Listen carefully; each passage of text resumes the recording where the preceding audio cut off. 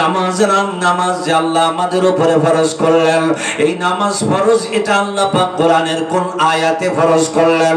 রোজা আমাদের জন্য ফরজ।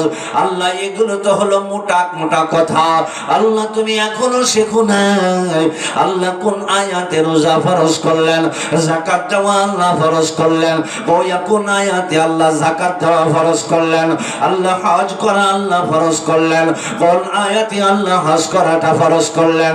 এগুলো জানার বোঝার কোনো দরকার তুমি মনে করো না? এগুলো জানা বোঝার কোনো দরকার তোমার ভিতরে নাই। পর্দার আড়ালের মা বোনদেরকে বলবো, যেভাবেই হোক না কেন কোরআন শরীফ তো তুমি ধরেছো নাকি? যেভাবেই হোক না কেন কোরআন শরীফটা তো তুমি ধরেছো।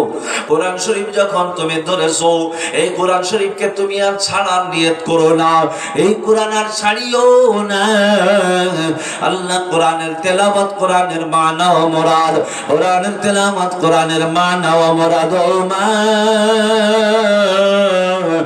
যদি তোমার বেশি সময় না থাকে, মাত্র এক সাফা তুমি তেলাওয়াত করো, মনে রাখিও আল্লাহু আকবার। কোরআন দুনিয়ার কোন কবি সাহিত্যিকের জবানের কথা নয়, স্বয়ং আল্লাহ পাকের জবানের কালাম। কথা কয় না, কার কালাম? আল্লাহ যখন তুমি কোরআন তেলাওয়াত শুরু করো, তখন তুমি সরাসরি আল্লাহর সাথে কথা বলা শুরু করো।